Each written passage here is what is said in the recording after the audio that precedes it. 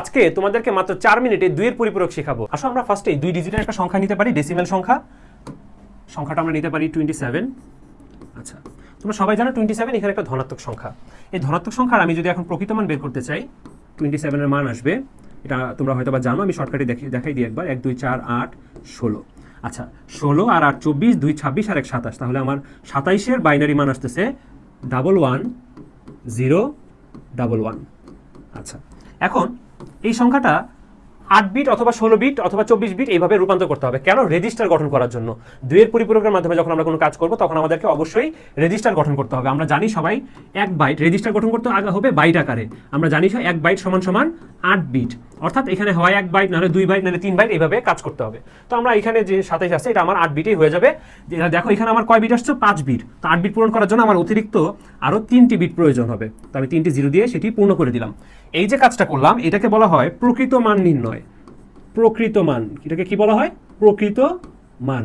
আচ্ছা, প্রকৃত মান বের করার পর আমি এখন এইটুকু যাচাই করব যে এই যে 27 এটা তো একটা ধনাত্মক সংখ্যা।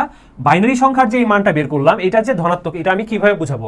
এটা সমতুল্য মানটা যে ধনাত্মক এটা আমরা জানতে পারবো বা বুঝতে পারবো এটার সাইন বিট দেখে। সাইন বিট কি? 8 বিট রেজিস্টারে, কথাগুলো একটু মনোযোগ দিয়ে শুনবে। 8 বিট রেজিস্টারে পেছন থেকে গুণে সামনের দিকে 8 নম্বর বিটটাই হবে সাইন বিট। আমি আবার বলছি, সবসময় সামনের বিটটাই না, পেছন থেকে গুণে সামনের দিকে 8 নম্বর বিটটা হবে সাইন বিট। যদি সাইন বিট 0 হয় তাহলে সেটা ধনাত্মক হবে, আর যদি তুমি দেখতে পাও সেখানে সাইন বিট 1, তখন তুমি সেটা বুঝে নিবা যে এটার সাইন বিট হবে ঋণাত্মক। আচ্ছা, তো আমরা এখান থেকে গুণে যদি পাই 1 2 3 4 5 6 7 8, তাহলে এটা হয়ে যাবে সাইন বিট। আচ্ছা, এখন আমাকে যদি কি করতে বললো, এখানে 2 এর পরিপূরক করতে বললো। 2 এর পরিপূরক করার জন্য আমার প্রথম যে কাজটা সেটা হচ্ছে প্রকৃত মান নির্ণয়, সেটা আমার করা শেষ। এখন আমি যে কাজটা করব 1 এর পরিপূরক করা। 1 এর পরিপূরক হচ্ছে যা থাকবে সেটা উল্টাই দিব, অর্থাৎ কমপ্লিমেন্ট বা পূরক মানে হচ্ছে উল্টায় যাওয়া। দেখো এখানে আমি কিভাবে এটা করি, দেখো 0 এর উল্টা আমরা এখানে যদি বসাই 1, আবার 0 এর উল্টা 1, আবার 0 এর উল্টা 1, 1 এর উল্টা 0, 1 এর উল্টা 0, 0 এর উল্টা 1, 1 এর উল্টা 0, 1 এর উল্টা 0। এই যে কাজটা করলাম এটাকে বলা হয় 1 এর পরিপূরক বা ওয়ান্স কমপ্লিমেন্ট। 1 এর পরিপূরক, বা এটাকে আমরা ওয়ান্স কমপ্লিমেন্টও বলে থাকি। আচ্ছা, এখন আমার মূল টার্গেটটা হচ্ছে 2 এর পরিপূরক করা। ওইটা আমি কিভাবে করব? বা টুস কমপ্লিমেন্ট করা। 1 এর পরিপূরকের সাথে, উপরটার সাথে না, প্রকৃত মানের সাথে না, 1 এর পরিপূরকের সাথে 1 যোগ করলে সেটা কি হয়ে যাবে? 2 এর পরিপূরক হয়ে যাবে। দেখো 0 + 1, উপরটার সাথে করব না কিন্তু, শুধুমাত্র 1 এর পরিপূরকের সাথে 1 যোগ। 0 এর সাথে 1 প্লাস করলে 1, দেন 0, দেন 1, দেন 0, 0, যা আছে তাই বসে যাবে। আচ্ছা, জাস্ট এখানে 0 এর সাথে 1 প্লাস করলে 1।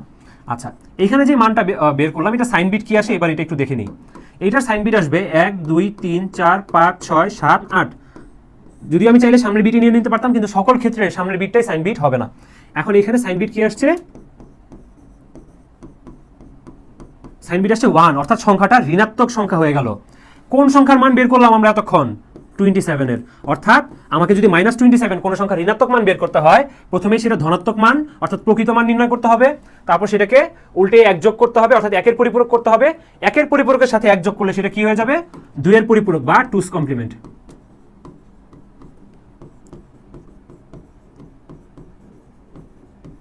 এভাবেই তোমরা সবগুলো সংখ্যার বা ডেসিমেল সংখ্যার পুরো পরিপূরক বা ঋণাত্মক মান তোমরা বের করে ফেলতে পারবে। আশা করি বুঝতে পেরেছো। এভাবেই খুব সহজে এবং অল্প সময়ে আইসিটি শেখার জন্য ভর্তি হয়ে যেতে পারো আমাদের অলরাউন্ডার ব্যাচে। অলরাউন্ডার ব্যাচ ডিইউ ডিমার্সের একটি একাডেমিক প্রোগ্রাম, যেখানে তোমরা বাংলা, ইংলিশ, আইসিটি এই 3টি খুবই দ্রুত এবং অল্প সময়ে এবং খুবই অল্প খরচে তোমরা ভর্তি হতে পারবে।